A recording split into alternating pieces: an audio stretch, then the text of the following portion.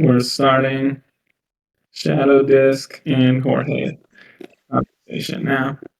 I will say that my goal is to uh, be as much in the background as possible and speak only when necessary. So Shadow and Jorge, you guys, I think, are very likely to be able to just do a good job on your own, staying on topic, asking questions. Insofar as my help is necessary, I will be here to try to make sure things are remaining on rail. Shadow, do you want to start? Yeah, I'll start. Just please very liberally interrupt us as soon as you think there's a slightly more efficient use of time, because I think conversations involving any of the three of us very often are not a good use of time, and I want to actually get somewhere productive. So I'm going to try to summarize what I I do want understand to George's add position. something first before we start. So what I suggest is, so I know Shadow will be reading this whole document, which is great. He's going to tell us this. And then what I plan on doing is I will go just kind of bringing up some points that the document makes, and I will be making some further arguments about those things. And then he can reply in those, and then we can just continue until we reach the end of the document with my comments. That's what I propose. Cool. Shadow, does that sound good for you? Perfect. Can I share my Slight screen? modification. And What's when that? we should I? Is that okay if I share my screen and we all look at that document as you're going through it? Sure, happy to. Don't care. So I'm going to start by summarizing what I think George's position is, and then why I disagree. And then I'm going to lay out the structure of the argument, and then I will read sort of a fairly long essay. And if there's anything, George, that you think we don't actually disagree that much about, tell me, and then I'll just like skip that section, so we'll get through the document a lot faster. So my understanding of George's position is he's basically a libertarian, has a either ideological or religious belief, not sure how to classify it, that violence basically never accomplishes anything, and that human progress can be accomplished through reason, more or less not hypersensitive to what are the material conditions and the practical incentives for having either tribalism or incorrect beliefs about your enemy. I think that we are the products of evolution. We evolved in environments where there's 10 to 100 people, your enemy doesn't speak the same language as you don't really understand them, and violence is incredibly useful. You can hit them, you can take their stuff, you can take their women, and we are in a multi-thousand year journey to try to overcome those incentive structures. And if we just say political violence is the result of, as George calls it, fallacies, we will mistake the symptom without at all, we will misunderstand the symptoms and totally be ignorant of the causes, so that we will predict something like, this person believes something evil about me. I will explain to him I'm not evil, and then he will no longer believe that I'm evil. Instead, what's actually happening is either someone else finds it politically useful to tell him that I'm evil, so that he will focus his energy on me, the weaker minority, rather than the other person, the stronger power structure, or that person just finds it psychologically useful to think that all of their problems are caused by someone else, because then he can feel better about himself and not sort of live in this existential angst where he knows he's not actually strong enough to improve his environment, but now the constraint is on him to sort of level up in a way. So George, can I just get a confirmation? Because I think where this sort of dialogue started is you made the claim that Jews, on their own, at some point, let's say starting from the 1800s, could have avoided the Holocaust by basically teaching Europe to out of their anti-Semitic fallacies. Is that still a claim that you more or less stand by? Uh, I think that misinterprets like my claims. So first of all, I mean, I agree, with a lot of what you said earlier. I mean, we're slightly smarter apes. There's a reason why the Bible tells women not to have sex with animals. Okay, and I understand we evolved to be extremely violent killer monkeys, and thanks to the evolution of culture, and the software, we have been able to treat bigger part of the tribe as equal people, not to harm each other, and that kind of stuff. And violence is definitely necessary. So I definitely believe that violence, is necessary. But my point is that to the best that we can, we want to understand in a modern world. Once you already understand that you can have private property, we can have trade, we can have peace and freedom. We understand that we're in a post-Darwinian world where we understand that we're all equal Homo sapiens, and we can see how freedom and free markets can lead to harmony. And so the goal should be to really understand the fallacies as much as we can. But again, I don't. No point do I feel like violence is not a good idea. Of course, you need violence as a last resort. When some people, just are not in a position where they can understand. If a rapist is going to come and get you, or somebody's going to steal from you, or a killer, you have to use violence. So I definitely do believe that we need violence. And also, it's not, my position is not that that the Jews should have like educated people, because I mean there's nothing you can do about history or how people see things. I mean, of course, oh well, yeah, everybody in the past should just have figured out free market economics, and everybody just focus on teaching free market economics, and then all the problems are gonna go away. We can't make those things. But no, my point is that when we look at history, had we been able to focus more on the fallacies that then lead the Homo sapiens to make these massive errors and have millions of people fool themselves into disastrous ideologies, the more we focus on the ideas and the fallacies, that I definitely feel like Hitler and the Holocaust is not something that was set in stone, that was bound to happen. I believe that if we had more people, who were focused on the fallacies and sympathy and where everybody makes their various mistakes, we could have easily overcome a lot of these things. The First World War, all these things, could have easily been overcome. And when one looks at history, one can find that there were always many groups that, had they had a little more luck, they could have avoided the First World War. The Second World War didn't have to happen when one looks at the history and all the things that were going on. So again, that's the point I want to make, that if we had more focus on education and overcoming anti-Semitism, intellectually, I definitely believe that all the chaos of the Second World War and so on, and all the chaos that we have right now with Zionism and the anti-Semitism, how it has polarized, and we're seeing increasing anti-Semitism as well, that all those things could have been avoided. And my point was that if I could go back and talk to Theodor Herzl, and I think Theodor Herzl, or if somehow the Jews that were focused more on education and overcoming fallacies, that things could have easily gone in a way where those people could have won, instead of what we ended up getting, which is just the anti-Semites doubling down on their fallacies, and unfortunately a lot of Jews seeing the anti-Semites as just maniacal, evil people, that the only thing we can do is not to understand the fallacies that they're making, but to just polarize. Again, it's very intuitive for the Homo sapiens to revert to our tribalism, and just say, okay, well, these guys are evil, and the best we can do is just unite to kill the evildoers. So my point is that through reason and logic, we could have very easily avoided all those calamities, which includes, to me, Zionism, right? Zionism was a flawed way to deal with anti-Semitism, and that is, a point that we can regurgitate here. And so again, it's not that the Jews should have done this, because you can't make those kinds of like things. But going forward, right? I do believe that going forward, we can do what it's too bad not enough people did in the past. We can understand the fallacies, right? And really do the best that we can to come up with some solution that overcomes all of the chaos, which to me involves overcoming the current Zionist state. I do believe, as we already talked, in some kind of one state solution that does away with what I consider to be some of the fallacies that keep polarizing this thing. So anyway, I hope I added a little bit to fix that. Ah, I see. That makes a lot of sense. I think we are not in completely different universes, intellectually speaking. Let me try to zero in on where I think is the core of our disagreement. You said something just now. I'm not going to belabor the point of could the Jews have avoided the Holocaust with like 99.999% probability, which I think you agreed to earlier. You said something fairly reasonable, but I want to, like, that's what I want to drill in on, evaluating how true it is and trying to test it through logic, history, etc. You said through reason and logic, we could have easily avoided all of the bad things in the past. And through reason and logic, we could very easily avoid all of the bad things in the future. At the same time, you're saying it's very natural for us to be barely evolved apes and collapse back into tribalism and intellectual fallacies.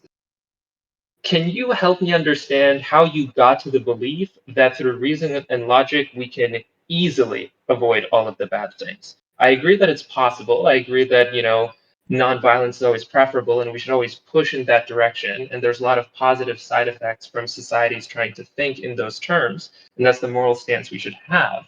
Where I sort of get really confused is when you say it's easy. Because I think a lot of people think that it's actually really, really hard. And on the basis of that belief, they make very difficult choices about having armies, preferring their tribe over others, having like very asymmetric moral values about their own family versus like the broader, call it human citizens of the world. So, can you actually explain to me what caused you to think that it's easy, that persuasion is not only possible, but a hyper efficient solution better than war? Uh, okay, you know what? I made a mistake. Definitely not easily. Okay, there's been plenty of people that have easily understood, how the world like works, kind of. For example, one of my favorite intellectuals, the British philosopher Herbert Spencer, who Darwin referred to 20 times my superior. This is a man who really understood free market economics, everything. He wrote an essay in 1884 called The Coming Slavery, where he knew that he predicted that socialism, the trend towards nationalisms, for militarism, was getting away from the trend towards freedom. So I definitely made a mistake. It's not easy, just because we already have the tools that lead to civilization, freedom of speech, seeing others as fellow Homo sapiens, that make errors, and dialogue, and that there is really no need. I mean, wars, killing human beings does not overcome fallacies, and getting thousands of people to sign up for an army so they can go slaughter hundreds of thousands of other people, as happened in World War One, right? Where all of Europeans, all these cultured people in 1914, these were hardworking, pious people. They all fooled themselves into running across the trenches for 4 years. They were encouraged by the leading minds, by the experts, by the theologians, for reasons today not one out of a million people know or care about. And all historians know that the First World War was just total bullshit, right? The Germans weren't conquering the world or anything like that. So I definitely made a mistake. I mean, it's just a figure of speech, But definitely, just because we have the tools of civilization doesn't mean that easily, we're able to persuade the masses, because we have an inertia of ideology. The Western world, this idea that we're going to focus on the ideas, that we're all equal Homo sapiens. I mean, this only has been around since Darwin, you know. So, I mean, you're right. I definitely made a mistake when I said easily. It's not easy. It's to me, it's understandable. We can have the tools to solve all the problems, but we're in this matrix. I mean, just an example I like to throw, and again, I don't want to get too much off topic, but just imagine if you got in a time machine and you went to Salem, Massachusetts in the late 1600s, where they hung 19 women for witchcraft, and you walked the streets and you told people, guys, women should have equal rights as men. Slavery is an abomination. And maybe 6 million years ago, we had a common ancestor with chimpanzees, assuming people had seen a chimpanzee. I mean, the people would immediately conspire to kill you, right? They would conspire to kill you. Does that mean that the people were either evil or stupid? Of course not, right? So even though one has the tools for freedom of speech, for understanding, and so on, it's not easy. We find ourselves in an evolved incentive and ideological structure where we can still slaughter each other, which is what we're seeing right now. Enough people have persuaded themselves that we need all these wars and all this chaos. So to Jorge, only I want to just understand the proper weighting here. Shadow, to what extent is the easily relevance to you? Does it make a difference? It's entirely, it's the only thing that's important, right? Great. I think we're having an infinitely more productive discussion than what I planned to have. Jorge, please continue. I don't know. Then maybe I made a major error. I mean, like, I don't think it's easily, it's not easily, but I do think that even back in the day, there were many people who were doing the right thing. But unfortunately, the people who fall more for the fallacies. I mean, the fallacy of seeing the other Homo sapiens as just different from us, right? Labeling them evil and feeling that we have to slaughter each other. I mean, that is what you correctly identified as a tribalism. We grew up in these tribes. We're deadly animals, right? And unfortunately, the tribalism usually wins, because the percentage of people that are thinking and saying, wait a minute, if this guy hates my guts, let me think. What's going on? If we're all equal Homo sapiens, there's some fallacy in there. Just try to think about that. But the percentage of people that do that, I mean, a lot of times we get overrun by the mob mentality, and that is why I mentioned the First World War. And to me, the Second World War was the same thing. And we can get into that. I believe that the Second World War and the Holocaust and all these things could have been avoided if, if we look at history and again Zionism as well could have been avoided and hopefully fixed, changed in a manner that we can go forward, in more peace. So I hope I clarified things a little, so we can finally read your Yeah. essay. No, no, no, no. I've lost all interest in my essay. I think we've just saved a half hour of time and confusion. So if you recognize that it's actually really, really difficult to overcome our tribal nature, and that there's a reasonable expectation that if you just sort of mix populations before you have enough moral progress, things can sort of devolve into civil war and endless cycles of retributive violence, then I want you to help me understand your proposed one-state solution. I'm very on board with it as an end goal, right? If all of us can realize the fallacies of religion, of tribalism, of everything that isn't a libertarian utopia, and then hopefully we have like some reason to keep acting altruistically when God isn't going to tell us, oh, if you do something wrong, you'll go to hell eventually. I don't know how to solve that problem, but maybe we can overcome that as well.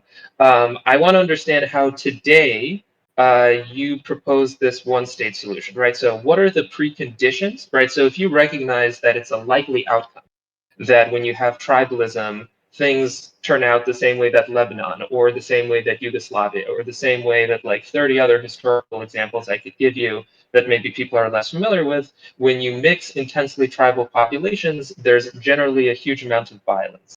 Help me understand what are the preconditions for your one state solution, at which point you would say, I have seen enough human progress that if I press this button and I impose this political solution, I don't expect it to, with high enough probability, resolve in rivers of blood, such that maybe it's not worth it. Maybe we should just keep these people separated and let them keep hating each other and keep believing the worst possible things about each other. But as long as there's a wall in between, 99% of the most evil things we are concerned about simply don't happen. Okay, wow. I hope I can remember a lot of the points you made there, but have a lot of disagreements now with what you said. Early, when you made this very long sentence, you said like, "Oh, well, if we can overcome the problems related to religion or whatever," and boom, okay, that's already a major fallacy. The problems that we have are not the result of just simply saying religion. No, I do not think that religion is the reason why we have these problems. There's an extremely complicated history of all kinds of factors, right? We have the coevolution of the religions, that is definitely a factor. We have the coevolution, the emergence of anti-Semitism, right? And remember, when I gave my presentation, I tried to really spend some time going over the anti-Semitic fallacies. We have to look at the evolution of the anti-Semitic fallacies, right? And then we have to look at the evolution of what I consider to be were the Zionist fallacies. So there's this incredibly complicated history of things that are not just that you can just say, oh no, it's religion. That is not true. Religion to me is not the source of these problems.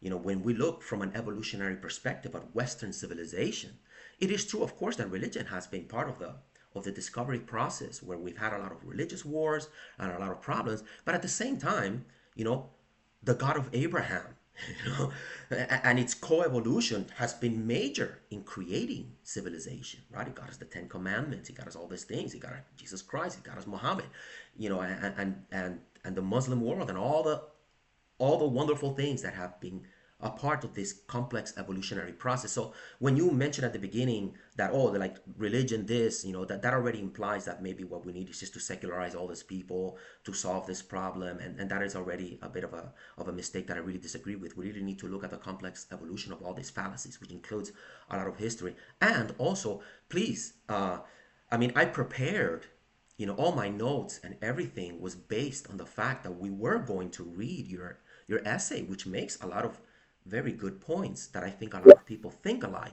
And then I had prepared, everything that I wanted to do was to discuss that. To now just suddenly jump into some tangent about something else, I'll do it.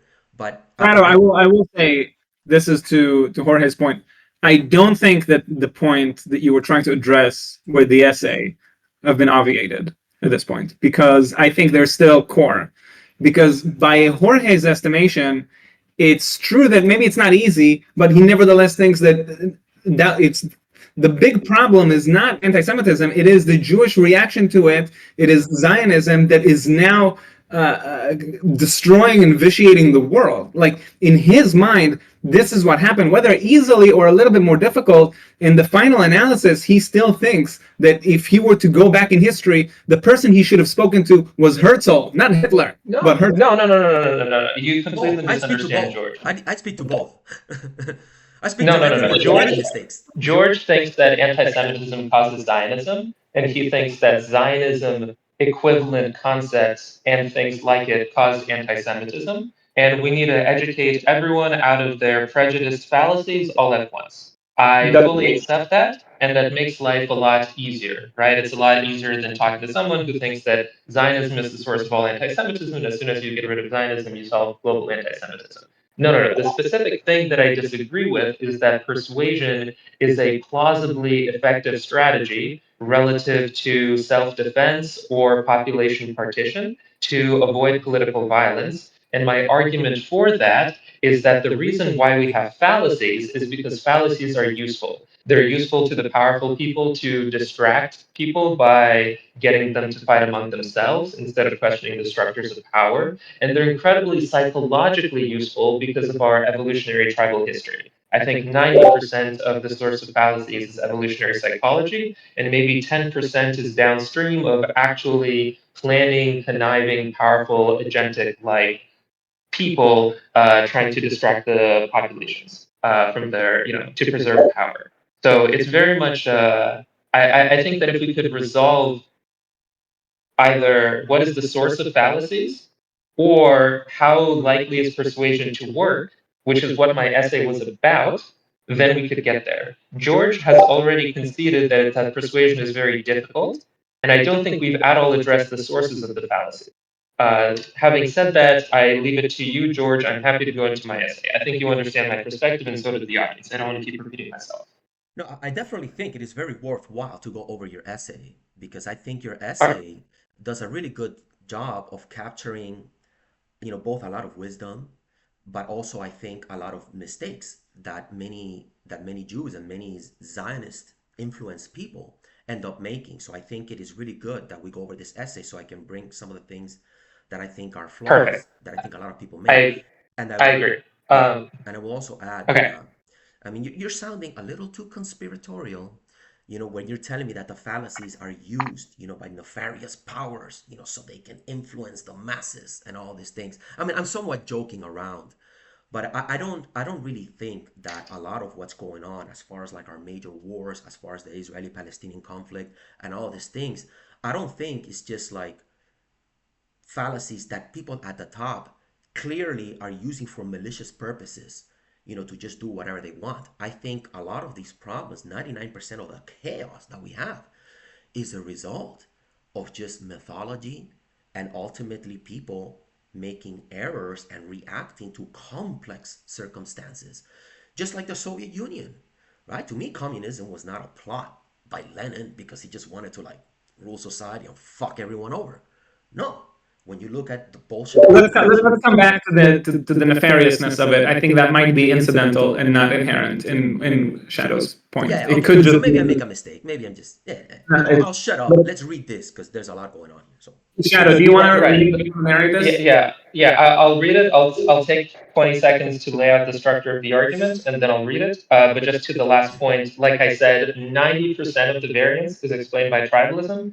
10% of the variance is explained by like malicious power entrenching people at the top. And probably my two best examples of that would be the protocols of the Elders of Zion and the Palestinian leader Al Husseini manufacturing the conspiracy theory about them destroying Al Aqsa to trigger the Hebron riots. Those would probably be my two best examples in the context of Israel Palestine.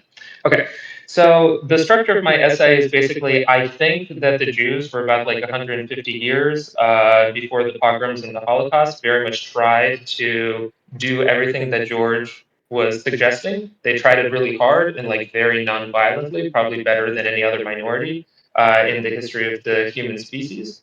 And it really, really didn't work out. So when he talks about how the tiny minority of Jewish Zionists they were the ones that had the power to alter the course of history, it's very implausible to me that that tiny minority could have done something when the vast majority was going in the opposite direction and failed. All right.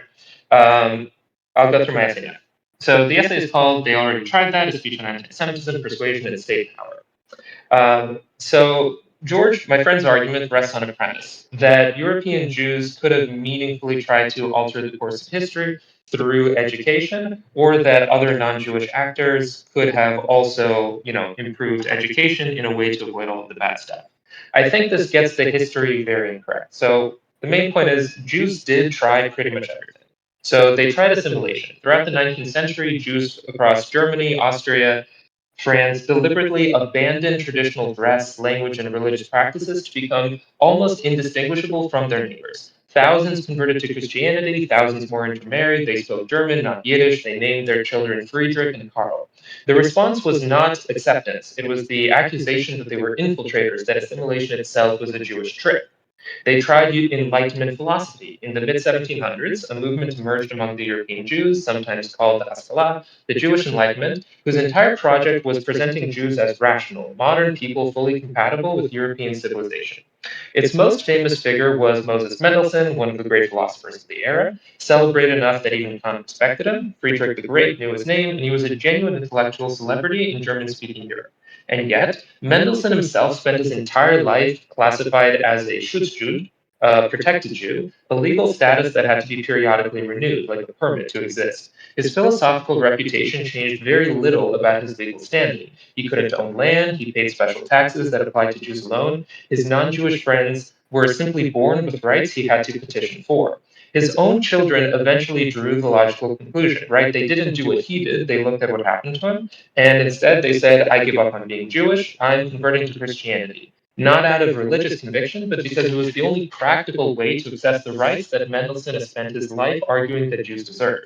His daughter converted, his son converted, raised his children Christian. One of those grandchildren was Felix Mendelssohn, the composer. He was baptized at birth. The most celebrated Jewish intellectual of the Enlightenment made the best possible case for Jewish belonging in Europe. His own family's conclusion was that the argument had little merit. They tried legal advocacy, right? Jews are famously very lawyer concentrated. Throughout the 19th century, Jews lobbied for and won formal emancipation across Europe. They became lawyers, judges, journalists. They used liberal institutions exactly as those institutions were designed to be used. And then in 1894, a French army officer named Alfred Dreyfus, assimilated, decorated, a loyal servant of the French Republic, was falsely convicted of passing military secrets to Germany. The actual evidence against him was fabricated by colleagues who simply assumed a Jew must be the traitor. When the forgery was exposed and the real culprit identified, the French military covered it up rather than acquit him, because acquitting him was less important than not vindicating a Jew. A Parisian mob gathered outside the courthouse chanting Mort Juif, death to the Jews, at a man who had given his career to France. A journalist watching that day was a secular Viennese Jew named Theodor Herzl. This actually, I don't believe historically, but this is what he wrote. He had grown up believing that education and assimilation were the solution. He had just watched the most Republican revolutionary nation in the world, the country that had given the world the Declaration of the Rights of Man, convict an innocent man in front of cheering crowds. Herzl went home and wrote The Jewish State, the founding document of modern Zionism, not because he wanted to leave Europe, because he had empirically concluded, watching that mob, that persuasion was not the variable. Then consider the 12,000 German Jews who died fighting Germany in World War I, not against Germany, for it. They volunteered in disproportionate numbers, they won Iron Crosses, they bled in the same trenches as the men who would 20 years later vote for Hitler.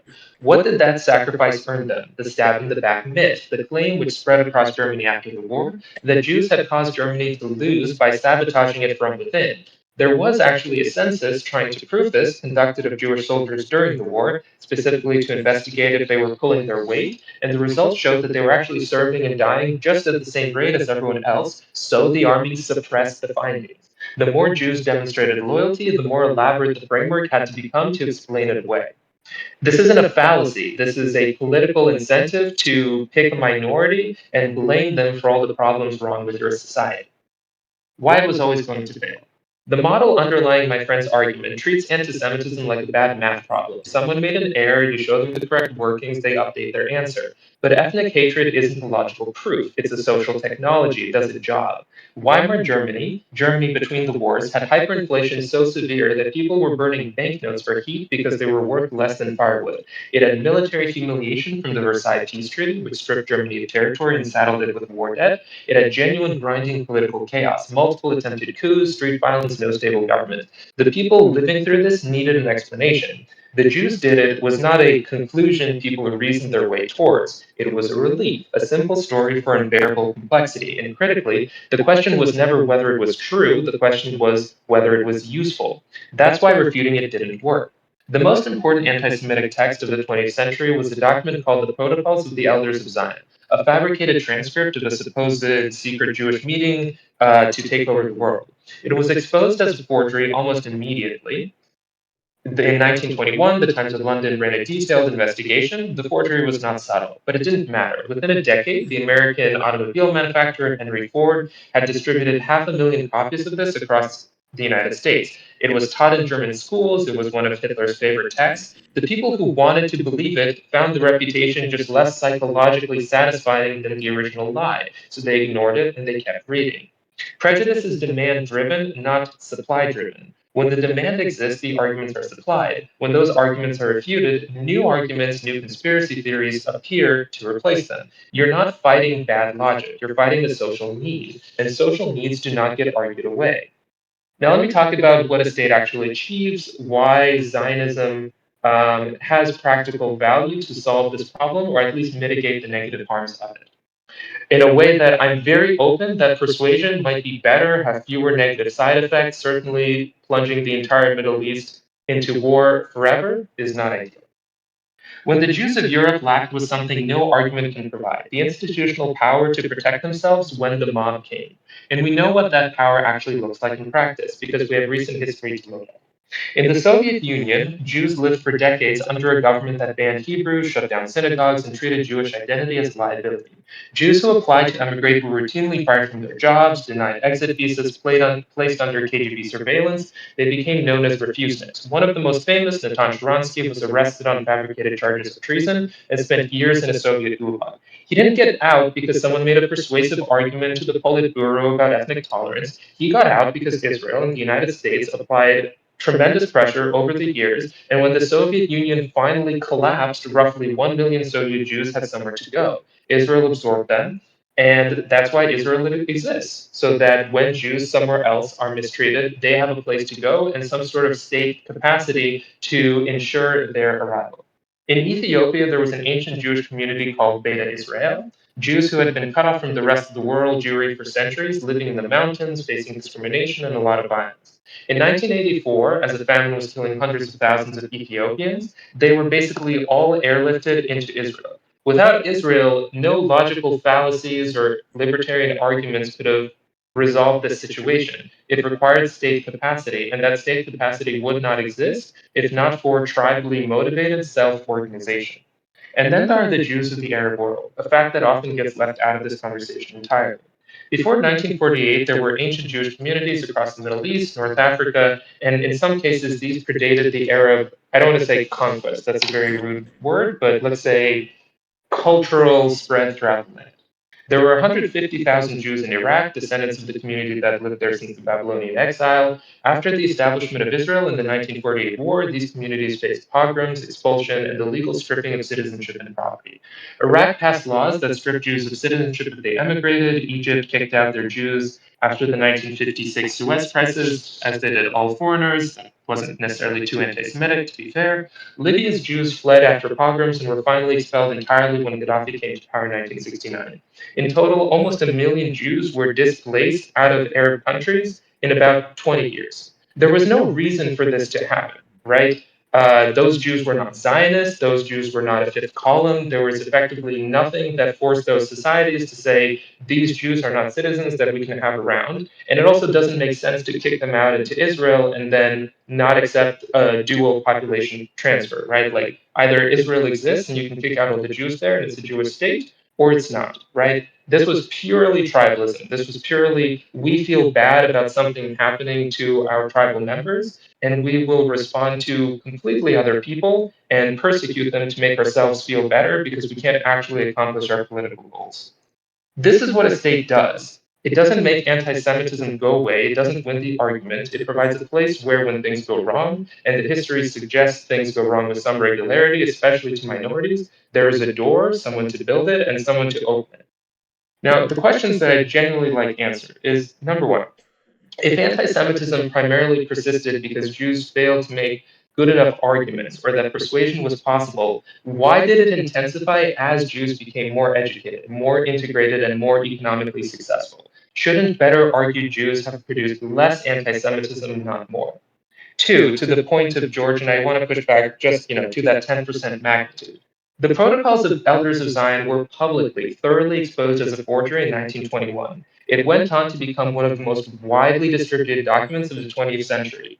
Why was it, so interesting, so psychologically entertaining for the world? Similarly with Al-Husseini, right? He tried Palestinian nationalism, right? He tried to tell all the Palestinians, hey, you're not Arabs, hey, you're a people, let's go rise up and fight the Jews. The argument that actually psychologically activated enough people to start the riots was they're going to destroy Al-Aqsa, right? The particular arguments, the particular fallacies are not random. The things that people believe are extremely highly correlated to what is psychologically pleasant and politically useful, and therefore we should expect that if we explain those as fallacies, exactly similar in architecture, but completely uncorrelated in causal explanation fallacies, will prop up. Number three, when the Tsars deliberately orchestrated pogroms to redirect peasant anger away from the aristocracy, which is documented, this was explicit policy, was that a failure of argument? And if it was a deliberate political strategy instead, what exactly is the countermove? The Jews can't go to the king and say, hey, this is a logical fallacy. The king knows it's a lie. He's doing it so the peasants don't revolt against him. Jewish communities in medieval Europe operated almost exactly like the libertarian model you're describing, and I think you actually don't know the history of this. Autonomous mini-states within larger states, their own courts, their own laws, their own internal governments. Why didn't that protect them when the host society turned hostile? George, you've read the next section, which I think is not a good use of everyone's time, but it's basically explaining why you think we got over slavery and women's suffrage. And I think that the ways that we got over it involved a tremendous amount of violence and a tremendous amount of political change that made those fallacies no longer politically useful. Right? In general, when humans progress, it's not because they come up with better arguments, it's because the conditions of the world change to make the fallacies no longer serve the purpose that they did. Do you think I should read that section, or do you think we can skip it? I think you should read them. Okay. So this was written under the assumption that you think slavery and women's suffrage are great examples for how we can overcome fallacies. The argument against slavery has been made, and had been made, loudly and in sophisticated moral and economic terms for well over a century before abolition. The Quakers were formally opposing slavery in the 1680s. By the late 1700s, the abolitionist case was fully developed.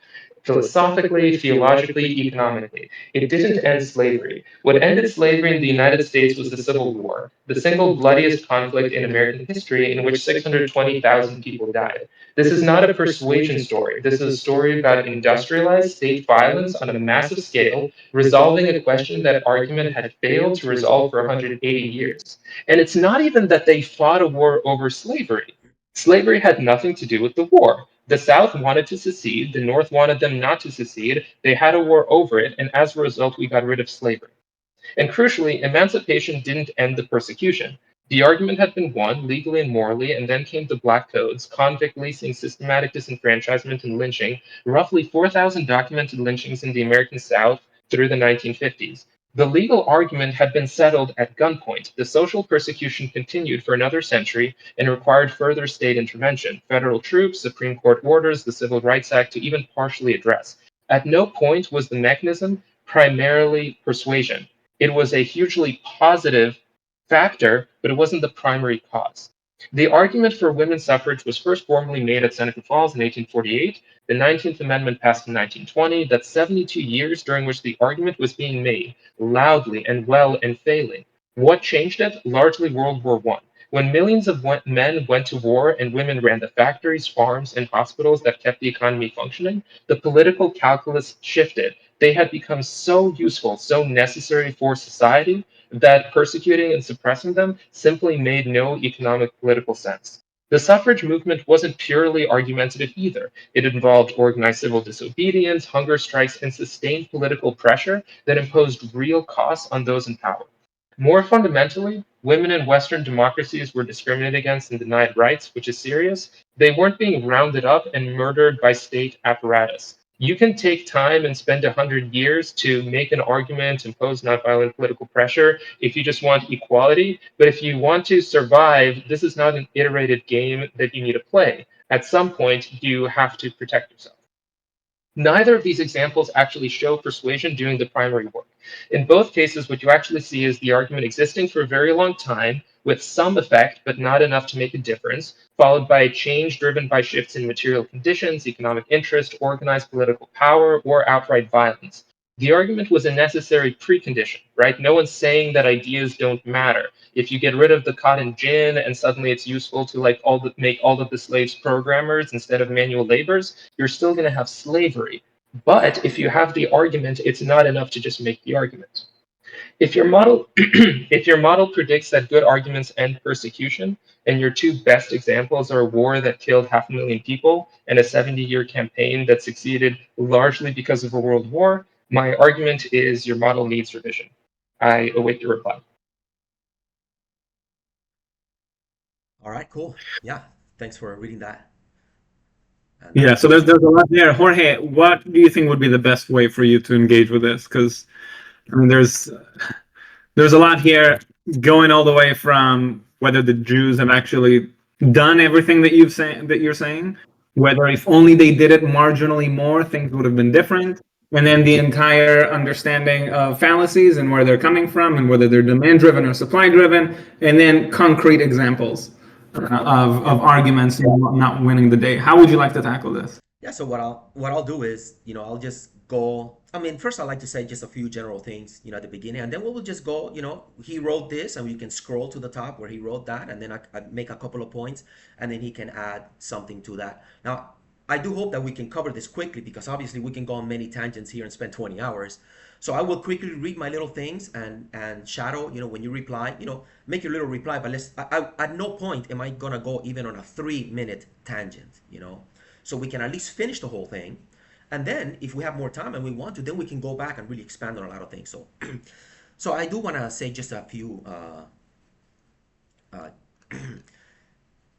just a few general things about how I see things, in general, just general. So again, it's very key to me to be familiar and understand the so-called Austrian school of economics, right? Just like Galileo explained, that the Earth wasn't the center of the universe. These men, they had an ethos. They explained the economy, how everything evolved. So I just very quickly, I want to set the stage again by reading some of the quotes that I read earlier. It's only going to take me a couple of seconds. So the great Ludwig von Mises says, "It is ideas that group men into fighting factions that press the weapons into their hands and that determine against whom and for whom the weapon shall be used. It is they alone, not arms, that in the last analysis turn the scales." Again, another wonderful Mises quote: "Neither as judges allowing praise and blame, nor as avengers seeking out the guilty should we face the past. We seek truth, not guilt. We want to know how things came about, to understand them, not to issue condemnations." Mises: "History should teach us to recognize causes and to understand driving forces. And when we understand everything, we will forgive everything." Hayek: "Most people are still unwilling to face the most alarming lesson of modern history, that the greatest crimes of our time have been committed by governments that had the enthusiastic support of millions of people who were guided by moral impulses. It is simply not true that Hitler or Mussolini or Lenin or Stalin appealed only to the worst instincts of their people. They also appealed to some of the feelings which also dominate contemporary democracies." Now, Thomas Sowell, another famous free market economist, he says, "People will forgive you for being wrong, but they will never forgive you for being right, especially if events prove you right while proving them wrong." Right? Upton Sinclair: "It is difficult to get a man to understand something when his salary depends on his not understanding it." It took a long time for the Soviet Union and bad ideas, to collapse. Many incentives are intertwined. Another one, my last one, by Mahatma Gandhi. Many people, especially ignorant people, want to punish you for speaking the truth, for being correct, for being you. Never apologize for being correct or for being years ahead of your time. If you're right and you know it, speak your mind. Speak your mind. Even if you are a minority of one, the truth is still the truth. Very nice quotes, about what we need, the tools of civilization, freedom of speech, understanding, sympathy, etc. So very quickly, again, we have to remember what really leads to civilization, right? Which is the emergence of private property. From private property, you get the freedom to trade, which inadvertently turns mankind into a supercomputer, where every private sector company is motivated to innovate, right? To come up with a superior idea and to copy the innovations of others, creating more technology and so on. Now, this process recently happening in Europe, right? This took the white man to immense prominence, but this led to already to a major mythology, European imperialism, right? The white man, he had all this technology and he thought he was better than everyone else. It was a popular but erroneous idea that a lot of people fell into. Obviously, it was also the major seed of communism, right? The complexity got so great, people thought, oh, why have all the CEOs and all these people, making all this money? Why not just share everything equally? Profit, that's immoral. They had no idea that the private sector, you had sales revenue, right? And you had costs. And a profit just meant that you order society in a way that you were producing more than you were consuming. But the economically ignorant masses made it a criminal act to be profitable, and thus they destroyed their own order, right? So in socialism, we see a great example again where many smart people fool themselves into destroying freedom of speech and destroying the freedom to not go along with a particular ideology. So again, Hayek's wisdom is very prevalent. And the very last quote, sorry, I had one more. Mises tells us that, whoops, okay, sorry guys. So he says, all civilizations up to now have been based on private ownership of the means of production. I can't see it here. If history could teach us anything, it is that private property is inextricably linked with civilization, right? Private property, freedom to trade, economic competition, that's what creates civilization. It's very important that we understand what actually leads to civilization, right? Not separation, not we're the good guys or bad guys or anything. It is private property and the fact that we're all equal Homo sapiens working the free market. So again, we are deadly tribalistic animals. Uh, I mentioned earlier, the Bible says, it tells, do not have sexual relations with an animal and defile yourself with it. A woman must not present herself to an animal to have sexual relations with it. That is a perversion. It's a great point to always keep in mind. We are the simple-minded, tribalistic, deadly animals. And Okay, Jorge, can I interfere real quick? sure. I wanna bring us back to this because it sounds like what you're doing right now is articulating the Oh yeah, points of the previous presentation that you gave, yeah, to which this is a reaction to. So I want to yeah, make yeah. sure that we're not going over there unless it's Yeah, absolutely pivotal. I had just one more quote, but this is very important, to what we're dealing with here. So I'll finish very quickly here and start getting to the actual content. Yeah. And so I just really want to mention, I mean, again, we're all equal Homo sapiens. Obviously, the anti Semites are awful and they make a lot of mistakes. But it's also important to realize that we're all equally human, and some of the Jews also make mistakes. And there's the very famous quote, I have to throw it, but from Rabbi Abida Joseph, right? The Goyim were born only to serve us. Without that, they have no place in the world, only to serve the people of Israel. Why are the Gentiles needed? They will work, they will plow, they will reap, we will sit like an effendi and eat. That's why the Gentiles, were needed. So, and again, this man's funeral was attended by 500,000 people. I do not think that Mr. Orvida is evil or stupid or should be made a criminal for having such views. We want people to have freedom of speech so that they express their ideas, and those of us who know better, who understand that private property and freedom are the keys to prosperity, can overcome such fallacies. So, okay, so now we can go. If you can scroll up to the very top of the essay, and now we can start having some dialogue. So at the very beginning, uh, he mentions. Wait, before I mean, we could parse through this, very microscopically. I want to understand, by and large, to what extent do you agree that if you look at 19th century Jews, they have, for the most part, tried everything? Oh, To what extent? Obviously, you would say oh, not 100%. To what extent? to a very tiny percentage. As far as trying to really understand the anti-Semitic fallacies, I mean, is there a book written by any famous like Jew that says, okay, here's a list of all the mistakes that the anti-Semites are making. Is there such a thing?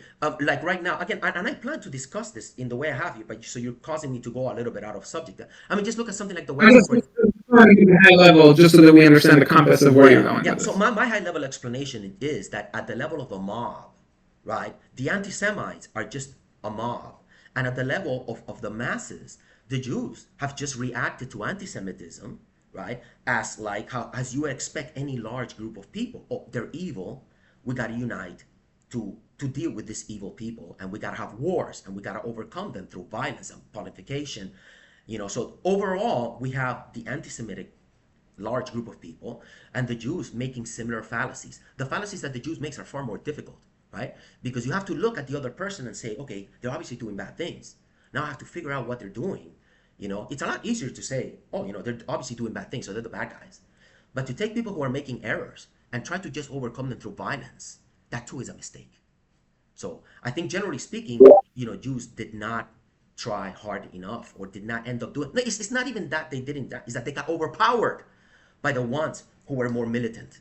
I plan to explain that, but you're taking me out of my Please, context. please. No, no, no. I just wanted to get some map of where you're So going. so let me get immediately to the essay, right? So he mentions that that the Jews didn't explain why anti-Semitism was irrational. I disagree with that statement. Anti-Semitism is rational but flawed, right? All action is rational to the people who are acting. Anti-Semitism are intellectual errors to be overcome, but they are rational to the anti-Semites, right? So that's just a minor thing I just wanted to add in there. Now, and it is not that they didn't try, and fail. They did try, but those who tried got overpowered by the more naive, simple-minded, tribalistic good versus evil, and many Zionized, you know. For example, so let me give the great example that I mentioned in my previous talk, right? A perfect example of this was Samuel Untermyer, right? Who was the leader of the boycott against Germany. And this is a perfect example of contrasting two types of Jews, right? So Untermyer said, just a few months after Hitler had gained power and he was trying to run his famous boycott, he said the following, and this is a very good example of the mentality that can only lead to conflict. He said, quote, each of you, Jew and Gentile alike, who has not already enlisted in this sacred war should do so now and here. It is not sufficient that you should buy no goods made in Germany. You must refuse to deal with any merchant or shopkeeper who sells any German-made goods or who patronizes German ships or shipping. We will undermine the Hitler regime and bring the German people to their senses by destroying their export trade on which their very existence depends. Again, there's no understanding or education or anything like that. But now let us look at the other Jews who were trying, right? The Jews who were really trying to overcome the fallacies. No, but he continues. I gotta throw another sentence here. He says, the holy war in the cause of humanity, which we are embarked, Jews and non-Jews alike, for we are equally concerned that the work of centuries shall not be undone and that civilization shall not be allowed to die. So again, it's very much what you expect from just the lack of nuance. Now, let us compare that to a lot of other Jews. On May 3rd, 1935, on the issue of the Orthodox, a Jewish newspaper, they put out their own paper reacting, totally disagreeing with what these some Jews were doing. So they wrote a very great essay. It was called "We Want Peace, Not Boycott," and they say, since the beginning of the persecution of the Jews in Germany, a certain class of our Jewish people created an organization of which Mr. Samuel Untermyer is the head. This organization makes propaganda for the boycott of all German goods. The claim of the organization is that the boycott is the only way to stop Nazi persecution of Jews.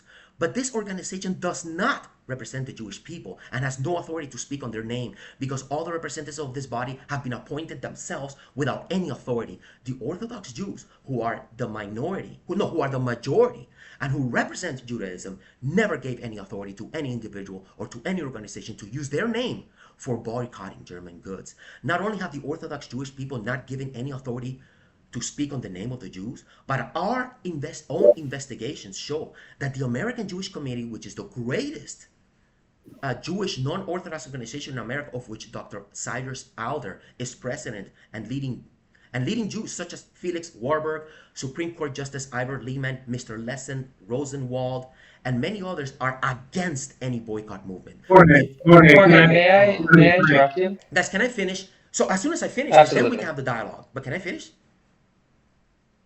Yeah, please. I mean, I expect fair moderation. So he continues. Yeah, The I Jewish board. go for it. I want to be fair. I also just want to make sure that we're productive and talking Oh about yeah, the yeah, yeah, same yeah. thing. But this is extremely important, Right. So the I, Jewish. okay, Okay, go so ahead. the Jewish Board of Deputies of London, the leading Jewish organization in Great Britain, also passed a resolution to abolish the boycott. In the history of Jewish suffering, we cannot find a declaration of a boycott against our enemies, and we have never used boycott as a weapon. This is against the principles of our faith, which commands, quote, when you come to your enemy, call him for peace. The aim of the Jewish people is to seek peace under all circumstances. Boycotting a nation may cause the suffering of innocent people, and this surely would not be in the spirit of the teachings of our forefathers. The present German government is doing wrong in persecuting the Jews, and it is the duty of our people to find ways and means to appeal and try to persuade the German government to change its attitude towards them and to prove that the Jew is a good citizen and is ready at all times to protect his country. This was proved in the last war. Thousands and thousands of Jews lost their lives to protect Germany. Therefore, we are against the boycott. We suggest the committee should be appointed and seek to have the German government and settle all matters peacefully. This is the true Jewish conspiracy. The committee should represent the Orthodox, the Reformed, and Conservative Jew. This plan, we are sure, with the help of the Lord, will settle the question of the German Jew and also bring about goodwill between all Jews and nations of the world.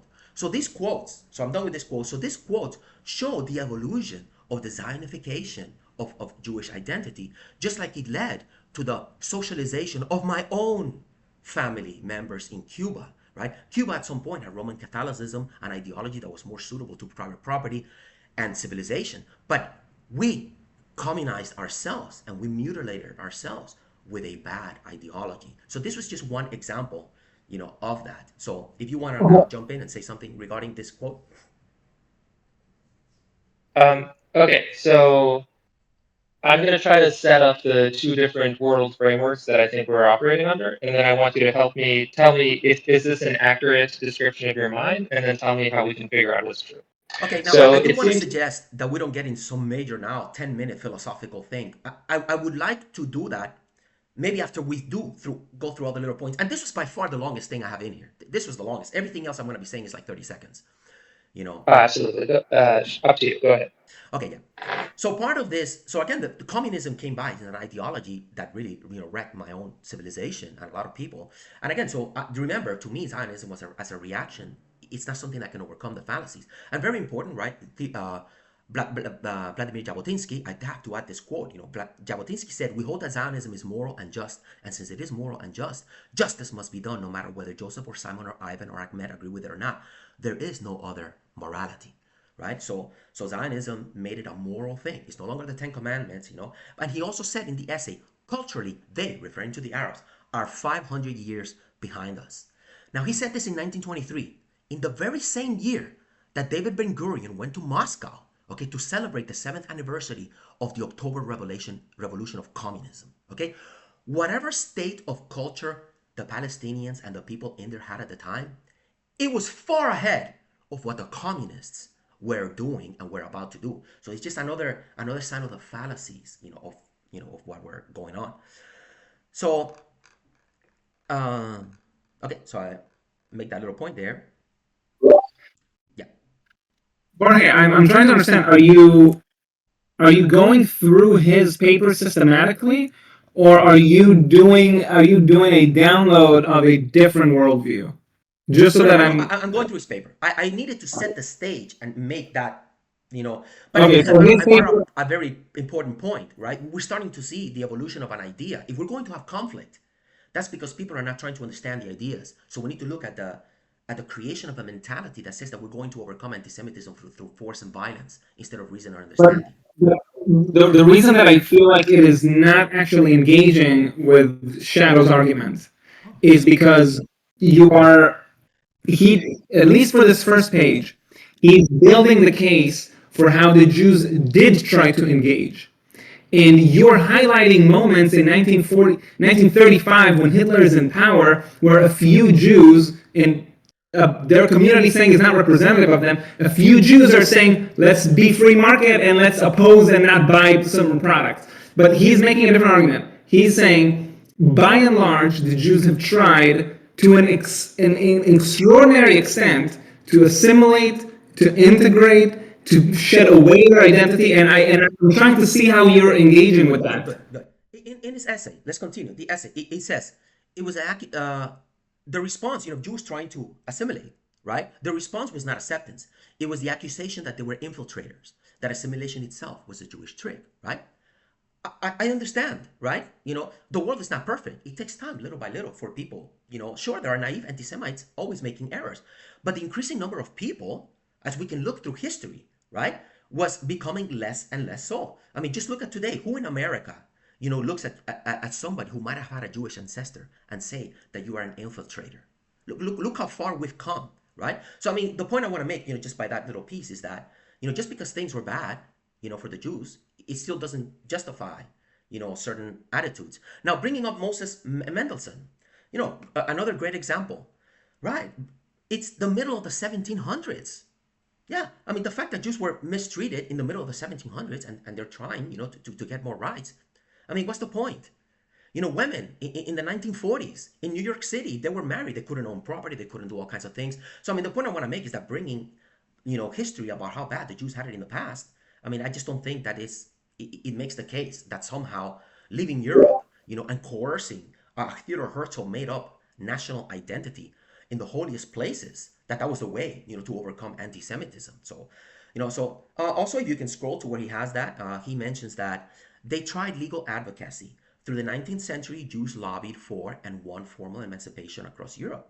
Right, exactly. There's all this global progress that is being made, and it wasn't just the Jews that lobbied, right? Christians, everybody. As people are integrating through the market economy and people are traveling and all that, everybody's realizing that we gotta treat people. The spread of individual rights is something that was spontaneously happening all across the world, and it's great. It didn't happen as fast as we'd like to, but it was clearly happening. And again, bringing up the Dreyfus affair, yeah, one hiccup, one guy. Again, how many Jews in France have been killed because of anti-Semitic mob violence in the last 300 years?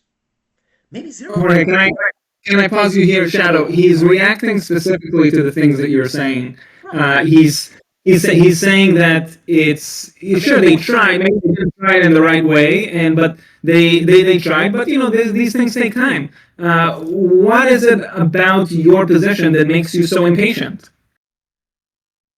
Me?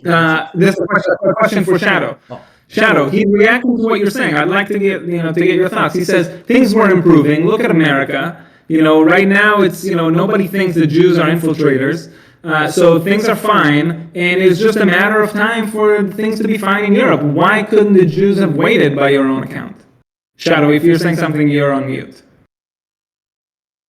Yeah, sorry, I had an internet connection issue. No. I feel like what George is saying is highly responsive. I disagree factually, and I would like to dig into that factual disagreement. Great. Can you? What is the factual basis on which you would like to disagree with him? So I laid out a bunch of examples, right, when things got better for minorities, and George is making the claim that these things can happen productively through persuasion. I'm claiming that the body of the evidence of history is that persuasion is a precondition, but a very minor and contingent factor, and that the point at which minorities get treatment is usually when their mistreatment is no longer politically useful, largely usually as a consequence of historical accident, or when they get enough political power to make it annoying enough to oppress them. And I want to factually engage on that claim. And then that's basically the conversation I want to have. I'm very open to the possibility that humans have progressed morally and that there are barriers to certain evil behavior. But I just factually disagree with Jorge, and so I would want to pick any example. There's two claims I want to make. One is that a one-state solution without major changes to tribalism would very likely devolve into civil war, which is why I want Jorge to go back to the question I initially posed him, which is, what are the preconditions that he would need to see in society to no longer expect that would happen?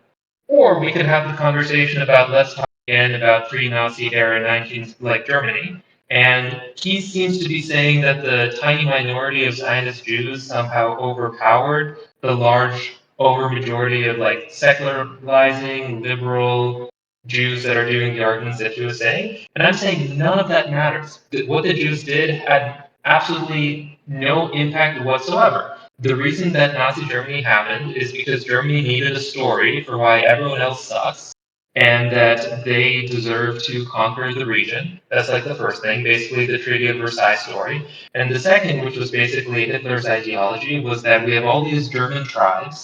We need to basically unify them into one people so that we are strong. And here are a bunch of Jews who are like weird in their identities.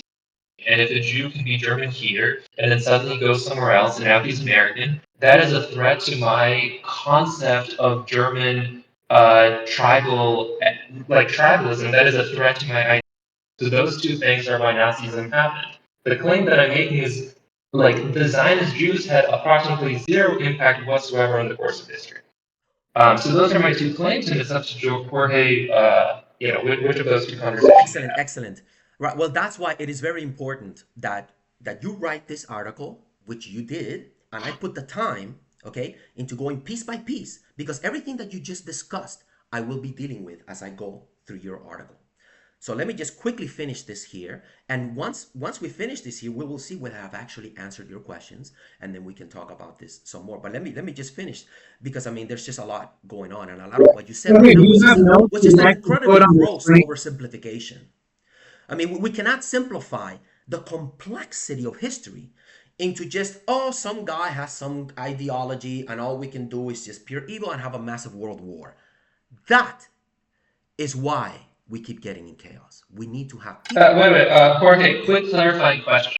I give you two options. One, Zionism doesn't exist. That 5% of Jews that were Zionists and really annoying and really telling the Germans, hey, we don't want to be German, let's say they don't exist. That's one button you can press.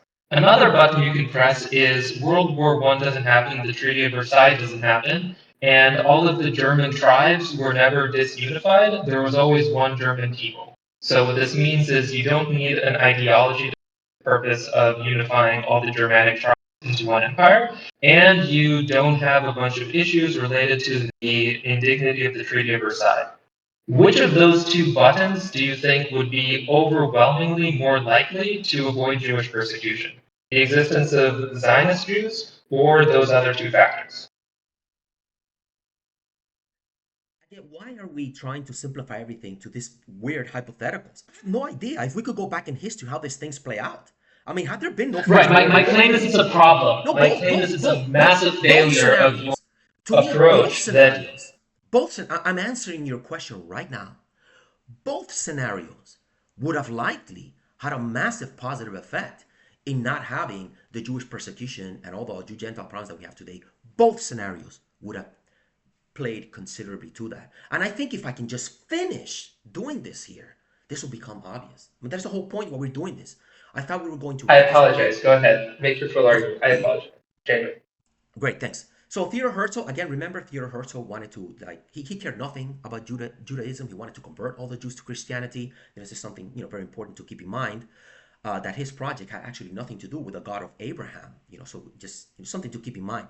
Now, at some point you mentioned, and, the First World War and the 12,000 Jews, who fought, Ludwig von Mises was one of these Jews who fought on the German side. Now, I'm really glad, it's very important that we talk about the First World War because it brings up a vital lesson from First World War. It is one instance where millions of people guided by moral impulses, remember my Hayek quote at the beginning, led themselves to slaughter each other across the trenches for foolish reasons not one out of a million people know or care about today. Again, lots of smart people going along with disastrous ideologies, happens all the time. They also destroyed the necessary freedom of speech to not go along with the war, right? And, could have ended the disaster. Part of the many things that we learned from the First World War is that the vilifications, right? The vilifications of the First World War became so absurd. This is very important, right? That the Germans were portrayed as some bestial hunts who would sinisterly chop off the hands of Belgian babies. This was such a big deal at the time that, as historian Thomas Fleming writes, Clarence Darrow, the famous iconoclastic American lawyer involved in the monkey Skolstra, a very famous person. He went to France in 1915 and searched in vain for a single eyewitness that could prove the stories of the Germans being so sinister. Now, the lessons apply very much to our current times. For at least some Palestinians, maybe not all of them, for some Palestinians, the IDF is some kind of genocidal army given the monumental destruction, in Gaza and life and so on. Of course, Homo sapiens are deadly animals, and one can always find extremely negligent and really malicious soldiers. And Haaretz, to their credit, has done a wonderful job, finding some of these bad apples in the IDF. But very important, right?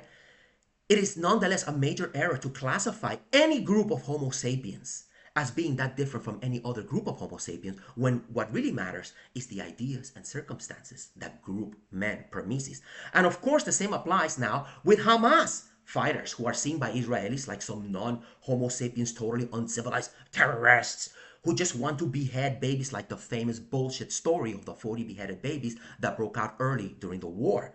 Now, in January 21st, 2025, the Knesset passed a law criminalizing the denial of the government's take on what happened on October 7th. Now, fortunately, they did not include the 40 beheaded babies myth, which was already debunked by then, in the bill. Now, imagine what would have happened in World War I if naive politicians in the fog of war had passed a law making it a criminal act to have the denial of the Germans chopping off the hands of Belgian babies.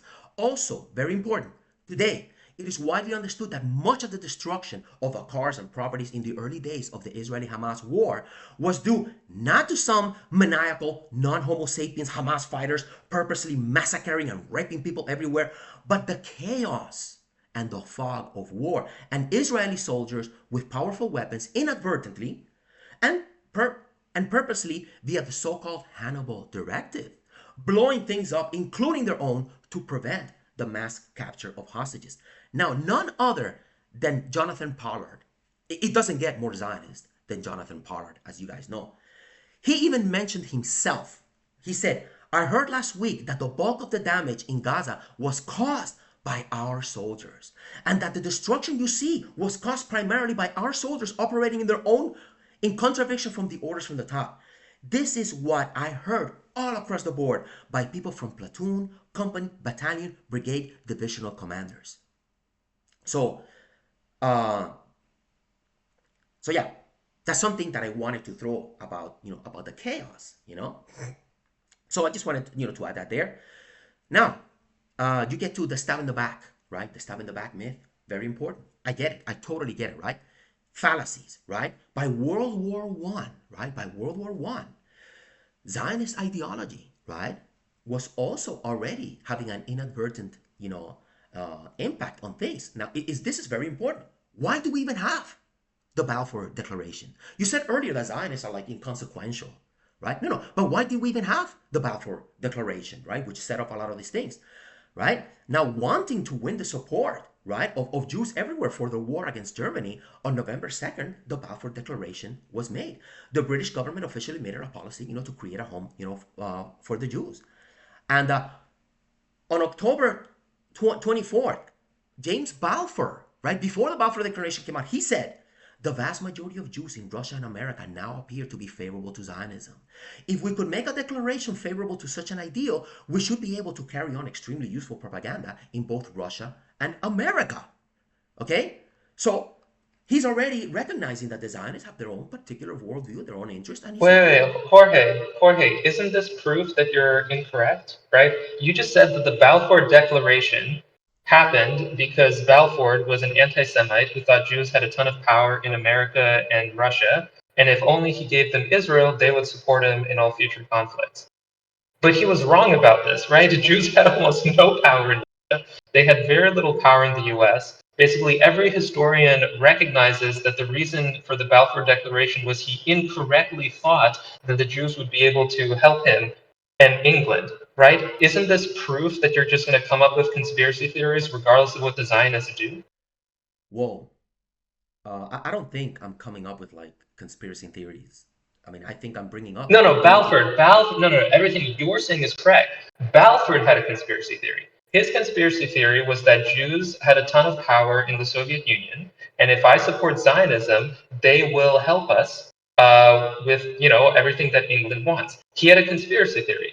You're saying if Jews were not That's Zionists. not a conspiracy theory. That's just some logic that kind of makes a little bit of sense. Can I continue so I No, can no, clear that up? I just no, no. This is yeah. Absolutely. Go ahead. Yeah. Yeah, but Jorge, I want to get a sense because we're running out of time, and I didn't realize that this is. I mean, we'll be at it for 90 minutes now. I'm trying to understand, like, what is the scope? Because I think that you're speaking adjacently to what he's saying, but I think that the core of the disagreement we still need to go much deeper into. Wow. So, Okay. do you Well. feel like you? Okay. Do you Let me feel try like? to finish this. Let me just go on here. Like, okay, 'cause this is obviously very important. I mean, like, I'm just trying to get a sense of timing. okay, I'm not timing. saying it's Okay, important. Or not. you're Do you have right. a It's sense been of? well over an hour already. Okay, let me just finish this here so we can come to like a normal like stopping point, right? So I just mentioned this quote by Balfour, that this was a big deal, and David Lloyd George, right, the Prime Minister during the First World War, he also said the Zionist leaders gave us definite promise that if the Allies committed themselves to giving national facilities for the establishment of a national home for the Jews in Palestine, they would do their best to rally to the Allied cause, right? A little over a week after, the Balfour Declaration was made. So Zionist ideologues inadvertently, were already, doing things that had an important effect. Prior to Zionism, the Jews of all the countries are just trying to get the war to end as soon as possible, right? But once you have Zionist ideology, the Zionist ideologues are like, wait, or the British can use the Zionist ideologues, to really not focus on trying to end the war as soon as possible. So very important, right? So Wiseman, look, a quote from Chaim Wiseman, right? He writes to Churchill, on September 10th, 1941, before the U.S. gets into the Second War. He tells Churchill, it has been repeatedly acknowledged by British statesmen that it was the Jews who, in the last war, effectively helped to tip the scales in America in favor of Great Britain. And they are keen to do it and may do it again. On May 23rd, 1939, Churchill himself gives a speech in the House of Commons where he says, this is Churchill in the House of Commons, to whom was the pledge of the Balfour Declaration made? It was not made to the Jews of Palestine. It was not made to those who were actually living in Palestine. It was made to world Jewry, and in particular to the Zionist associations. It was in consequence of and in the basis of this pledge that we received important help in the war. So, I mean, I'm making a point, right, that Zionist ideologues, already started playing an inadvertent factor, in all kinds of like, chaos. So it is, a factor, so anyway, I wanted to at least, get to that point. I mean, let me see if I can hurry up here. Now, very important, you mentioned in the essay that there were multiple, at the end of the First World War in Germany, there were multiple attempted coups, street violence, not a stable government, right? But remember, we're trying to understand the fallacies. Why did anti-Semitism keep increasing during all this time?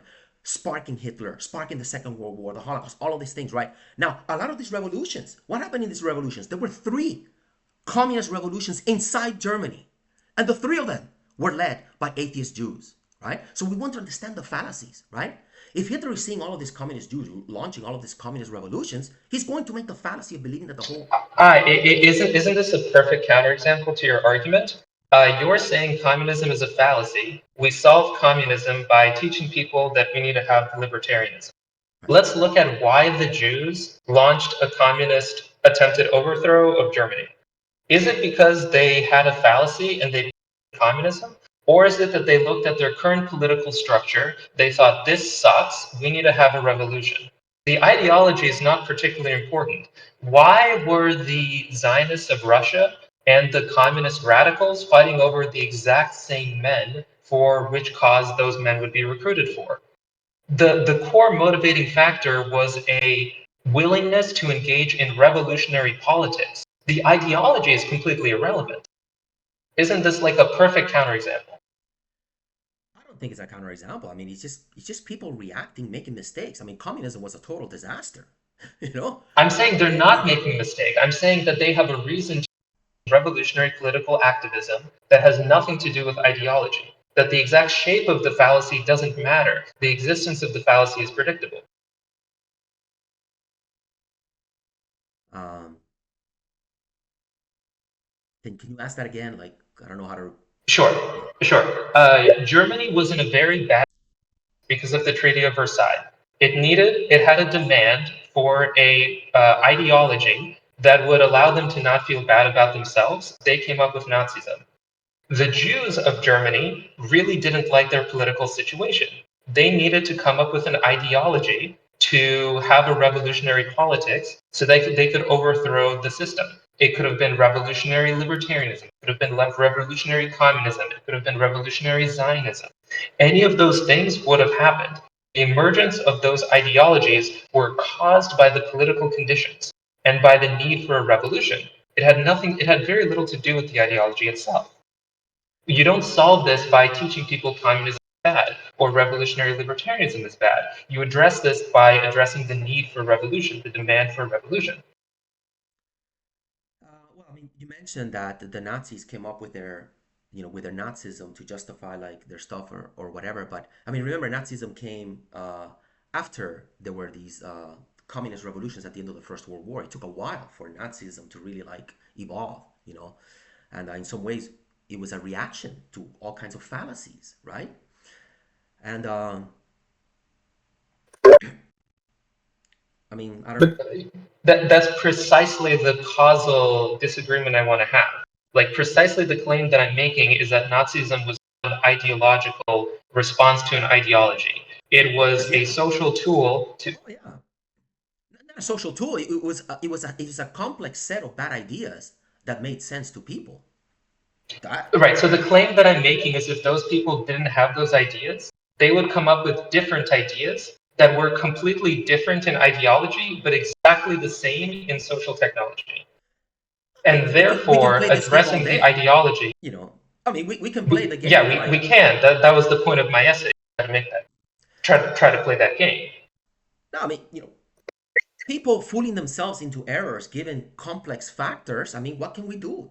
We have an evolved order. Nobody understands how society works, and people fool themselves with all kinds of things.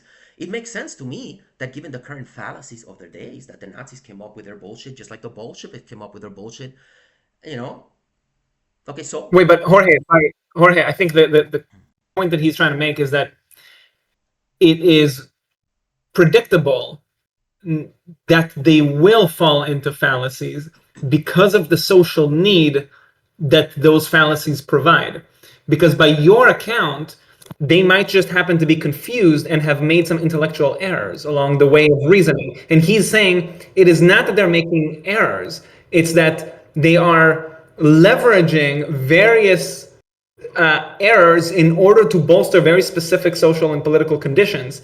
And for yeah, and so it can't just be anything. It can't just be that okay, tomorrow all of them fall into a completely irrelevant, socially irrelevant error. No, no, no. It's only socially relevant and politically relevant. Do you deny that? That I think that's the crux. I mean, how these ideologies, like how Nazism, like evolved, and remember, there is a reason. Nazism is the expansion to a significant degree of many fallacies: the socialism, the racialism, and the anti-Semitism. Right? The anti-Semitic fallacies kept expanding and polarizing. Yes, Right? yes, yes. I disagree with that, all of that, right? So we have two hypotheses. One is that it's the predictable, logical outcome of those three ideological fallacies. The other is my claim that Germany needed a reason to explain why it's not their fault that they lost World War One, and they needed a reason to have an ideology to unify all of what was the former Germanic tribes that previously were a bunch of different kingdoms, and now you need an ideology to make them one unified entity. How do we evaluate which of those two hypotheses match reality? What sort of tools or logical principles can we use? Because I think here we very directly disagree. And if we could figure out if one of these is like 99% true and the other only 1% true, we could get a lot of the way there towards dissolving our broader disagreement. Okay, well, the way you phrased this, you said that they needed this, and it implies that somebody like needs something, and they're just plotting, and then they're concretely designing an ideology. But that's not how I see Nazism emerging. Okay, Nazism. let me rephrase it. Okay. I want to feel like my tribe is good and the other tribe is evil.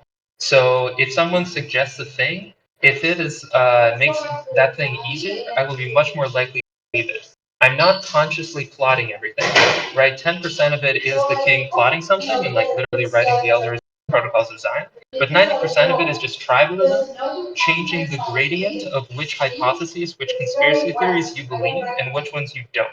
And I'm saying that it's incredibly non-random which fallacies tend to be believed and which don't, and I'm providing you the reason for why this particular fallacy that was historically believed, a fallacy not necessarily of that ideological content, but exactly of that social technology, would be the one that would be selected for propagation in like a mimetic context.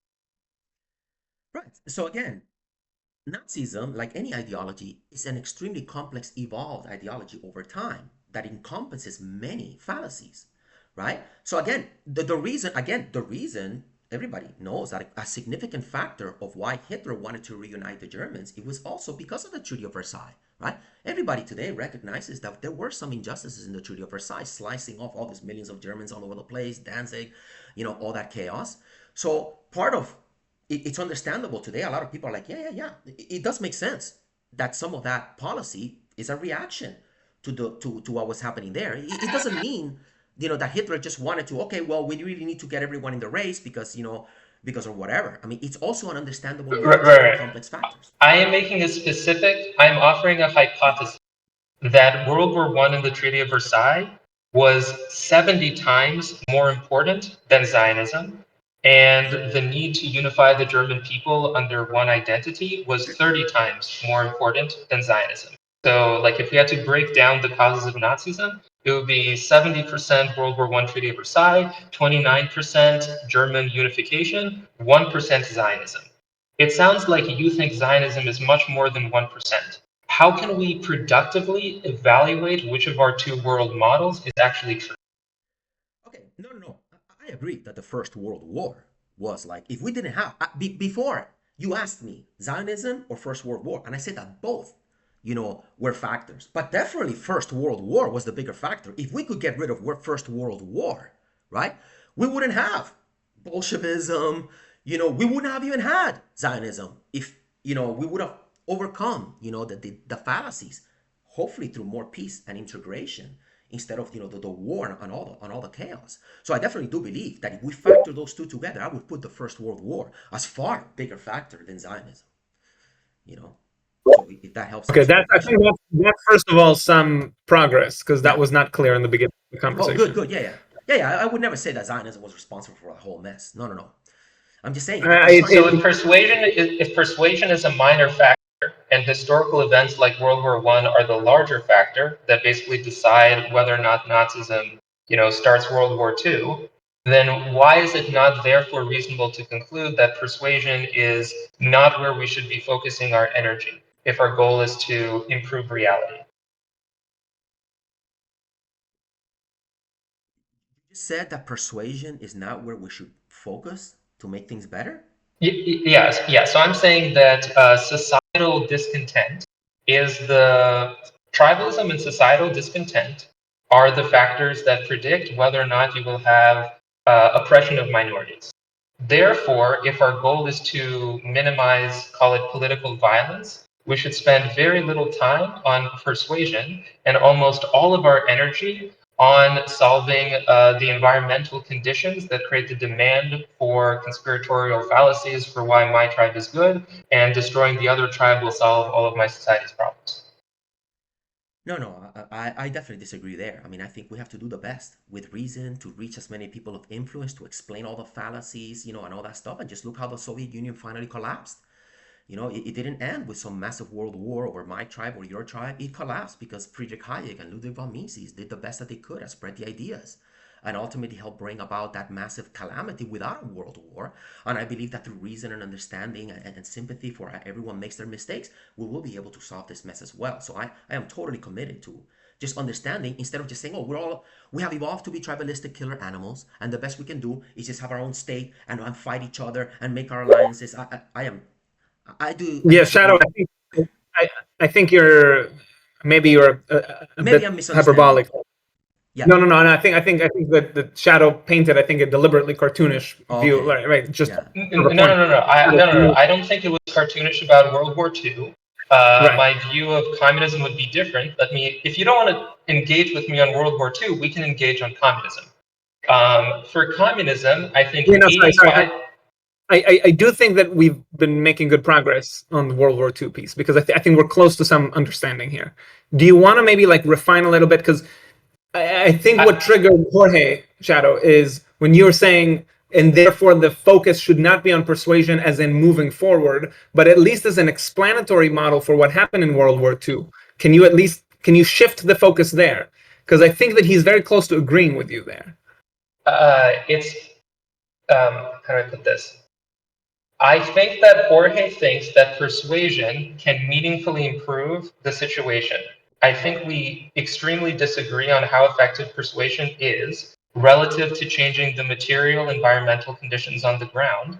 And we can only engage with this productively through looking at history, because history offers way more evidence than, us just bouncing around ideas. I want Yeah. to pick any historical thing he wants to talk about. We can talk about the fall of the Soviet Union, where I think persuasion was maybe 20% of the variance. We can talk about World War II, where I think persuasion was less than 1% of the variance. I'm fine with him telling me whatever he wants to talk about. I just want to be able to productively engage. I want to be able to actually test our hypothesis. Yeah. Jorge, do you want to pick World War II, or do you want to keep Well, digging into the? I think we're making a lot of progress as it is, and I just like to just finally finish running through this thing, and then we can go back. I mean, here's a perfect example. Here's a perfect example. In his essay, he mentions, right? Making the case for why we need, like a state and all this. He says before 1948, there were ancient Jewish communities all across the Middle East and North Africa. In some cases, predated the Arab conquest of those areas. Right. But why did that happen? Why is it that in 1948 there was all this chaos? And remember, you also had the Levant affair, right? Where some overzealous Zionists, were purposely, doing like terrorist-like things to get more people, to come to, to Israel. So again, what happened in 1948? Question. Wait, no, perfect. Let's talk about this. I want to talk about the Levant affair. Jorge, imagine a world where the Levant affair did not happen. From the number of Jews that left, this is Iraq, right? Do I have the country right? The number of Jews. Adam? Wasn't it false flag in Egypt? This was in Egypt? I Let's think so. see. I forgot where, but Which it was was one of those. the. Yeah. Egypt. Yeah, you're thinking of the other one. I remember the other one, but this one is Egypt. Okay, Levant affair I know a little bit less about. What percentage of the Jews do you think would have been kicked out of Egypt instead of 100%, were it not for the Levant affair? No. The Levant affair, I'm assuming, was minor compared to Zionism and the 1948 Civil War and the massive chaos that brought. I mean, that was like a monumental chaos everywhere. I mean, it was at the Right, heart of. right. I agree without Zionism, there would be no causally. Yeah, sure, I agree with that. Okay. That's why it happened in 1948, right? But you mentioned in your essay at the very beginning of the section, that's questions I generally like to have answered. You mentioned if anti-Semitism persisted primarily because Jews failed to make good enough arguments and so on. So I mean, my point is that anti-Semitism existed because both, right, the Jews and the anti-Semites kept making errors that they still make. The anti-Semites keep making their own anti-Semitic fallacies, and the Jews and their supporters keep making the mistake of attempting to, of just vilifying the anti-Semites instead of trying to focus on the ideas, right? Both of those are errors. We have to, if people are Okay. making mistakes, we have to deal with the errors. Okay, perfect. Let's focus in on that. You're saying if people are making a mistake, we need to focus in on the errors. Right. The specific claim that I'm making is that I could persuade the Jews not to be Zionist, and then they would come up with a different ideology that would serve the exact same purpose. I could have convinced Hitler and the Germans not to be Nazis, and then they would have come up with a different ideology. I don't know what it would be, but I predict with high confidence that it would solve two things. It would give them a reason to think that they were not responsible for losing World War I, and would give them a reason to think that they were one tribe.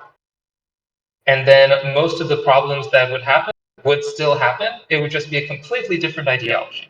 So how do we evaluate how likely that is to be true? I mean, you're giving me a pie in the sky hypothetical scenario that I just sort of disagree. I mean, why is it that it's like saying that women have always been the property of men? They've always been mistreated, and therefore we're always going to have women being mistreated, or we're always going to have slavery and so on. I could very easily make the Wait, case. but I gave you a causal structure, right? I gave you examples of how slavery was not overcome through argument. I can predict exactly when But slavery ends. we haven't Slavery we haven't got ends to that yet. when We haven't got to that yet. slavery. We haven't got to Okay, that. That is 10 in your seconds. essay, Okay. right? So But Jorge, I'm trying to figure out because I think that what Shadow is trying to do is give you is focus on a single circumstance and evaluate it using tools that you could agree to would allow you to decide one hypothesis over another. And I'm trying to figure out whether you're even in convergence over the tools here. How would you know if he's right? Or how would you know if you are wrong? You look historically, and all the Shadow is doing is he's saying, here's an example where the argument and the persuasiveness of that argument was insufficient. And the only reason we've managed to make some change is not because we've appealed to argument. Of course, you should appeal to argument if you can, that'd be great. But because of other things. And the fallacies emerge to solve a deeper social, political, structural problem. You're saying that's not the case. How would the two of you be able to look at a circumstance and agree or disagree? What would it take for you to think, you know what, Shadow, in that case, you're right? What would history have to look like? What would the archival evidence have to look like for you to be able to draw that conclusion? And Shadow, for you as well, what would you have to see in order to conclude that actually the power of ideas was sufficient? Sure. So, for example, I would need persuasion to be like at the point where someone came up with a really good argument. Like, let's say they wrote a really beautiful, persuasive essay, and that just changed minds without increasing the political power of the oppressed, without meaningfully changing the economic structure that incentivized that oppression. If an essay changed history, beautiful, right? I think the American Declaration of Independence is one such example. I think that's a perfect example where ideas, created the seed that said all men are equal, and it starts with white property men, and then it naturally becomes just all white men, and then it naturally becomes all men, and then it naturally becomes all citizens. I think that's a great example of where ideas change the courses of history. Something that would falsify it from the other perspective. If there is a society that is deeply secure in its own status, and yet there is massive persecution of minorities, that would challenge my theory, right? Like the American empire is deeply secure. If there was a tremendous amount of anti Semitism in America, that would challenge my theory because I don't understand what the point of anti Semitism is. People are fairly individualistic, they're focused on capitalism, they're very secure. I would predict that anti Semitism would spike as soon as, let's say, China became the global superpower, or as soon as there was a ton of unwanted illegal immigration, and now we need to come up with a conspiracy theory for why we have unwanted illegal immigration. If anti Semitism spikes in the absence of those historical developments, that would also challenge my theory. Wonderful. Okay, so those are some circumstances. This is an example of what would challenge your opinion. What would challenge yours, Jorge? guys, I mean, like, we're ultimately looking to discover superior information. You discover superior information through the competition of ideas, which emerges from freedom of speech. That's it. Okay, that's my algorithm for everything. I don't know what else, little particular circumstance, or whatever. I am going through this essay and I am explaining the points where people fool themselves into fallacies. The anti-Semites make their errors. And remember, I actually already talked about it and I've discussed the root causes of their fallacies. You know, I brought this up at the beginning. Show me where in the ADL, where are the Jews? Do they have a page or something that is saying, well, look, these are the errors that led these people to make these mistakes? Where is that? Well, Jorge, you just made a claim that we believe things because we arrive there through reason, and only through reason can we believe more true things. If my claim is that what we believe is very poorly predicted by reason and very well predicted by what would be useful for me to believe, how could you even address? How could you even begin to evaluate that? It sounds like you have a religious belief that's unfalsifiable. Oh, no, no, no, no, no, no. I mean, people do what's in their best interest, right? When you do not know any better and you believe communism is in your best interest, you do that. But when you have a different set of ideas and now you believe that freedom and certain ideas is in your best interest, then you act So toward the that. claim that I'm So, making, the claim that I'm making is whether or not I quote know better in situations where believing in communism would be useful to me, I will become very likely to be open-minded to communism. And in situations where communism is deeply not useful to me, believing in communism would like materially worsen my conditions, I will be incredibly resistant to the plausibility of communism. That's my claim. How do we evaluate that claim? I mean, I just feel like we're getting into all this like weird, like theoretical hypotheticals, you know. I mean, I'm claiming I there's a lot of have endless factors. amounts of history to support my theory. And I'm asking for you to tell me how can we even engage with that hypothesis. I'm claiming I have a tremendous amount of history to validate my theory. Good. You use your freedom of speech, you use your freedom to think what you want, and if you want to try communism, you try it. And somebody should let you try your communism. Again, nothing changes the fundamental algorithm. Jorge, what I'm trying to talk about is the methodology by which you and Shadow can arrive at a shared understanding of reality. And We're I, doing it's it. a We're doing methodology. it. We're doing it. The It's methodology look, is the competition it's of not. ideas, persuasion that arises from freedom of speech. That's all there's to it. Yes, yes, Perfect. we What assume would we. persuade you? What would persuade you that the thing that predicts whether or not someone believes in communism has very little to do with the persuasiveness of the communist ideas that they're exposed to, and almost everything to do with whether or not believing in communism satisfies their psychological, economical, cultural, whatever needs? What would persuade you of this claim?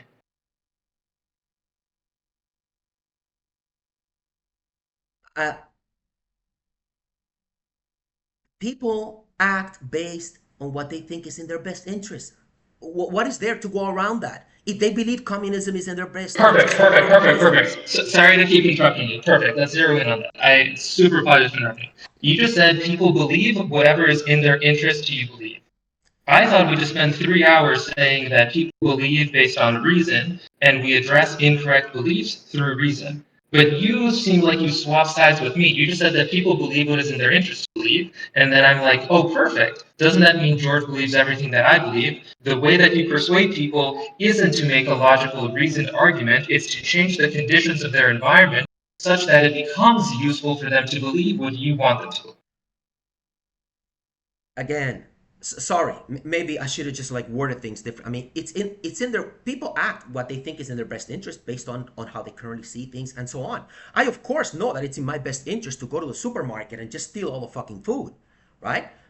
Right? But I also I disagree. I disagree. I think the thing that predicts why we don't see people doing that is because it's not in their interest.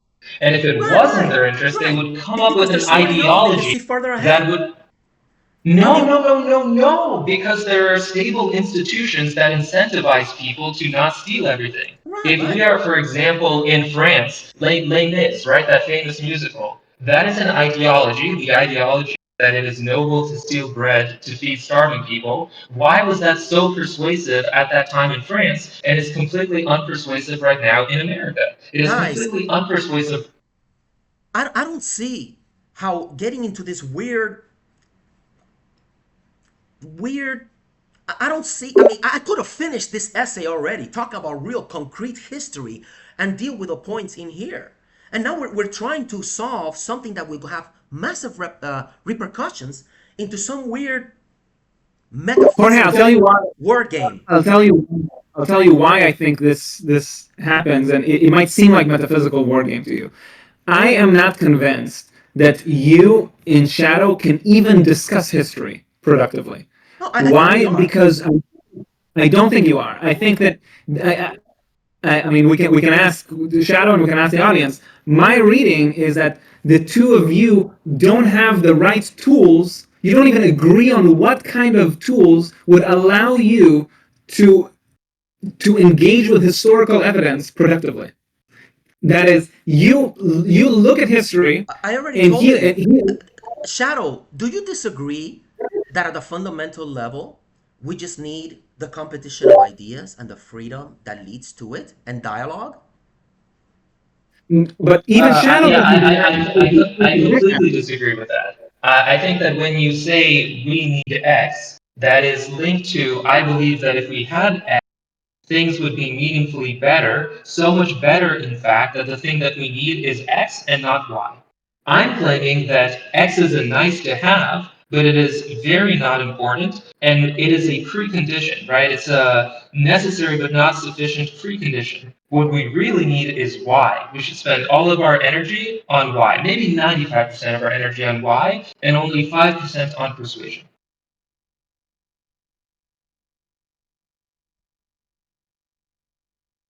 This is nice theoretical, metaphysical things that you're telling me in here. Like, what do you guys want to do? No, not metaphysical, practical. Like I mean, take a look I'm at just Zionism. shocked. I mean, I I am made the somewhat claim. disappointed that I mentioned the basics of how you discover and spread information in a peaceful way, the bedrock of what creates civilization, and you're like, okay, no, maybe we don't need that. I mean, who could disagree Uh, with that? We discover and we spread information through the competition of ideas and the freedom that it leads to. I mean, that is what we're doing here. That is how we discover everything. How can one not at least agree to that? You I don't think know. that's I how want it to is? test that. I want to test that hypothesis. I don't think that the way that we discovered as a species that slavery was bad was primarily because we made a moral argument that slavery was bad. Moral arguments were made before. We got rid of slavery when slavery stopped being economically useful. Let me take a non-controversial example that I think is really instrumental. Right now, I believe that certain forms of animal farming are like deeply evil. Not like all meat eating, but like factory farmed chickens, as like an extreme example. I could make that argument, and I think it would be deeply unpersuasive to people that factory farmed chicken harvesting is evil. But the day that we create a new technology where we can just like create that chicken in a lab without any torture or suffering or hormones or violence between chickens involved, that solves all of my problems. It sounds like you would tell me spend all of your energy persuading people that torturing chickens is bad. And I'm saying we should change the material conditions. We should create an environment where we have a new technology where we don't need to torture chickens. And then I don't even need to make any arguments. People will just like naturally not be assholes and not torture chickens. No, I mean, my argument at a fundamental level is that we just have freedom of speech and we keep thinking of ways to do it. And I think it's great that one tries, so that we can organically and some non-harmful way grow the chickens. And we can also try the thing where we get people to realize that factory farming is just incredibly cruel. And we just do the best that we can and we let the competition of ideas and the various incentives, since the world is so complex, we just need to have the freedom to try all of our things and see what works best. So that's all there's to it. Jorge, I I'm don't saying think there's an opportunity cost. I'm saying there's an opportunity cost between Zionism and building the state, and persuading Hitler not that Nazism is a logical No, path. Similarly, there's a opportunity cost between spending your yeah. energy persuading people not to do factory farming and investing in technologies where we can grow meat in the lab. And I'm saying if we don't have Look, a accurate causal model about where to allocate our resources, we will end up in a much worse world. okay, How do we evaluate good, my good, good, claim? good, good. You brought again Zionism back up. I think it's a great idea for the Jews to create their own place where they could escape anti-Semitism. I'm totally for that, and I think there would have been a lot of sympathy for that, and plenty of people would have gone along with that, right? But they had the Uganda, they had all these things that where they could have gone. But the Zionists, for marketing purposes, they wanted to coerce their Jewish state at the centerpiece of Western civilization, right? Perfect, Yeah, perfect, that was perfect, a perfect. mistake. Pause. No. Okay, fine. I will like keep following you wherever you want to go so that we can hopefully one day productively disagree. Let me make the following claim. The Jews did not go to Israel for ideological reasons. The reason that the Jews created Israel in Israel had very little to do with ideology and almost everything to do with Israel was the easiest place to create Israel. If they could have created Israel in Uganda, if they could have created Israel in Antarctica, they would have done that and they would have come up with a completely new ideology that is alien to Zionism that would have had the exact same social technology usefulness, They could have. They mitigating the easily harms of could have. anti-Semitism. They easily could have, but there wasn't enough attachment and motivation Oh, to do okay. that. Okay. Perfect. Is this like a thing that we could practically disagree about? If I persuaded you that it was easier to create Israel in Uganda than it was in Israel, that would shatter my narrative. If I could persuade you, would that shatter your narrative? Shatter my narrative in terms that, I mean, You're saying that Zionism has to do with ideology. I'm making the claim that I mean, Zionism is a useful technology that Jews came up with because that was a hyper effective way to mitigate being genocided. The logical conclusion of no. my belief. I definitely totally disagree with that. I mean, Good.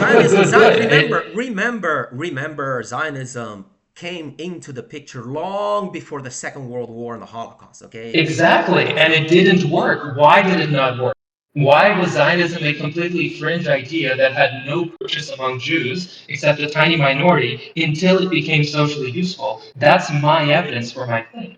The moment that all the Jews went to Israel is when they would be genocided if they didn't. Why did so few Jews from America come to Israel? The ideology is the same, the power of the ideology is the same, but they're not at risk of being genocided, so they stay where they are.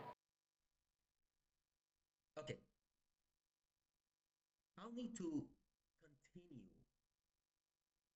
this, like making my points here, because again, Zionism existed long before. Remember, the fallacies, the increasing polarizations, right? Right? The increasing polarizations, which have now polarized the entire planet, right? You know, again, had there been no First World War, there wouldn't have been a Hitler, right? You know, and had we not had the continuous polarizations, we wouldn't have had a Second World War. We wouldn't have had a Holocaust, right? So I mean, when you're saying these statements, you're playing with all of these simple hypotheticals that can just make sense in a hypothetical, and then you can justify anything. Jorge, when you say the polarizations, can you explain more what you mean?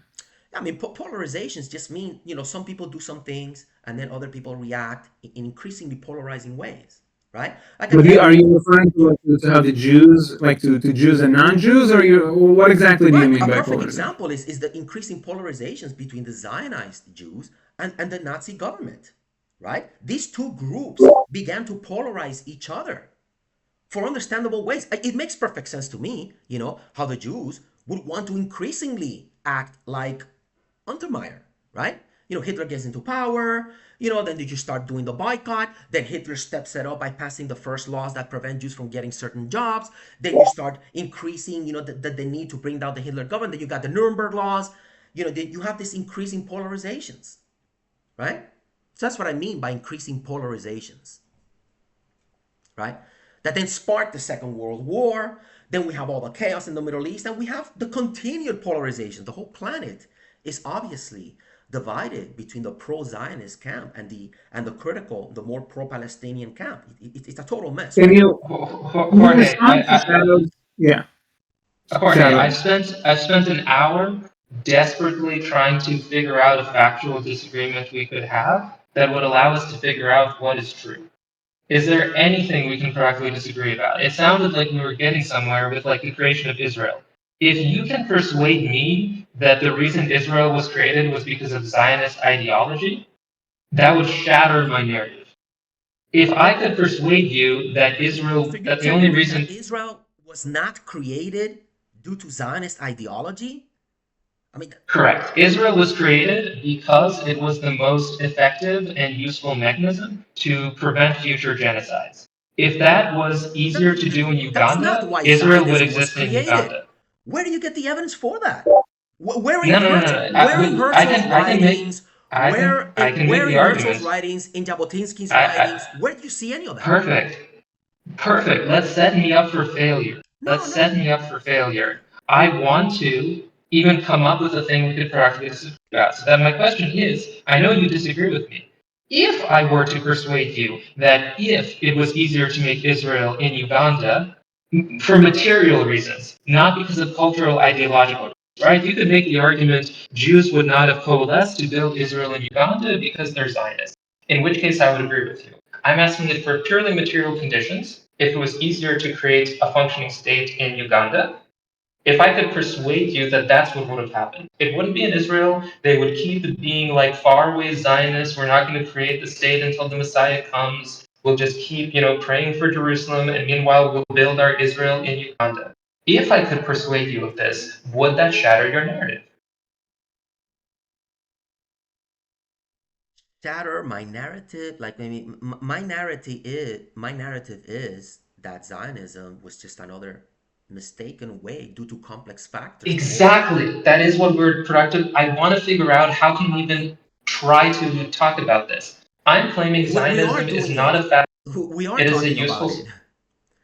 Right. I'm asking. Right. I'm asking you. How can I persuade you? What would persuade you? Like, imagine that an hour from now, You or after. persuaded me. Yeah, yeah. If Zionism had been tried in Uganda or something where you don't piss off a bunch of people, where you don't coerce a totally secular Theodore Herzl, Ben Gurion made identity upon millions of necessarily eventually people who were totally opposed to the idea from day one in the holiest locations in the Western world. If you could have done that in Uganda, where you wouldn't have caused this chaos that created all of these polarizations, then I'm guessing the polarizations wouldn't have existed. So I think had the Zionists tried Zionism where they didn't, you know, coerce this totally non-God of Abraham derived identity in some other places where you wouldn't have pissed everyone off, I'm guessing Zionism would have worked out. But the fact that it was tried in a place Whether or where they had to not cause whether or problems. not that's whether or not that's true, it's possible that building Israel in Israel rather than in Uganda created more, let's say, global conflict and tensions. The claim that I would be making is that it was easier, materially easier, geopolitically easier to create Israel in Israel, not in Uganda. Fine. And That's how it ended up being. But yeah, but it ended up creating an immense amount of chaos. Sure, you can. right, and the It's very claim, easy for right, me to get my next meal by taking a gun and taking someone's money. Oh, it's an easy way. Worked out. I got my money. yeah, But look at the repercussions. yes, exactly, right. I'm not arguing that from perspective, Zionism was a net positive on history. Maybe all the Jews should have just been genocided and we wouldn't have any problem. I'm very open minded to this hypothesis. We're talking No, no. about The very why fact the that you Jews use are such Zionists. language, the very fact that you use such language, I think it's a mistake. You know that somehow it just automatically means that they're all gonna get genocided. It's to me, it's a fallacy of a deeper way of persuading people to make such blanket statements. I'm asking you, what would persuade you that it's not a fallacy? What would persuade you that minorities are predictably persecuted in situations where it is useful for the majority to scapegoat them? What would persuade you of that, such that you would now believe that arguing against fallacies is not the efficient use of our energies? No, but I agree that minorities get mistreated. But because we live in the real world, we live with a bunch of slightly smarter apes that don't understand freedom. And that's why we keep having these problems. I guarantee you, if 100 Okay, fucking years ago more people would have read Mises, we wouldn't have these problems. And that's what I'm trying to do. right, right. So I'm making the claim that 100 years ago, reading Mises was totally unpersuasive because Mises was not a socially useful technology. Now that we have the possibility of global trade, Mises becomes an incredibly useful social technology. Mises was not a useful social technology in our societies of thousands of years ago when you have Norwegians coming down the river and Yeah, yeah, well, libertarianism is completely useless. We need, religious ethno-nationalism to all like gang up together and try to resist. How do I even in principle try to persuade you? well, I'm a Misesian. I believe that through dialogue, and we will be able to reach people, and we can have peace. And I already gave my one-state solution, and I've done what I can to overcome all the fallacies. I Maybe that is understand possible. what you believe. I claim that your belief is a fallacy, and I'm asking you what would persuade you of this, right? Your entire project is let's engage through reason. I'm open-minded to engaging you with reason. I'm asking you because I don't know the shape of your mind, what even in principle could persuade you out of the logical fallacies that you hold, I believe. So, we just have the freedom to try both approaches. I try my freedom and persuasion approach to solve this mess via my one state solution and keep having this dialogue. And you can try your whatever approach you want, where maybe you think that this is not working. The best thing we can do is just to keep killing people and expelling people, or I don't know exactly what you want to try, but I believe that I am trying the best in my But Jorge, perspective. yeah. I'm sorry, that was definitely a little Uh, condescending of myself to say that you just No, interrupted no, me. no, no, no, no, no, no. I completely agree with you. I think theoretical arguments, it's very easy to like brainwash yourself into believing anything, Yeah. and we should try things. I claim that we have a tremendous amount of historical evidence, and instead of one of the two of us wasting our lives, one of us should try to persuade the other, and then both of us can do the right thing rather than only one of us doing the right thing. Right. So we have a I'm lot of asking you, evidence. can we not look to Yeah, history? we have a lot of historical evidence. We can see that the trend was for increasing socioeconomic harmony. And I already mentioned in my previous talk, look at how the Jews were doing, right? By the time Herzl was writing his Jewish state, only in Russia were you having significant programs. In the rest of the world, equal rights everywhere in the US from the founding, even in the Ottoman Empire, in Germany, all these places. I mentioned how Ludwig von Mises, his grandfather, was knighted. He got a bond because the Austro-Hungarian Empire already made Jews equal citizens. So I can make the case, looking at history, that things were increasingly getting better, right? Just like I can make the case that things were getting better until communism came along and it was a bad idea and it momentarily destroyed everything. And I can make the case that Zionism was a mistaken idea that momentarily also came and brought up a bunch of disasters. It doesn't mean that Right, people, right. So, yeah, so the claim that I'm making is that we can look at history.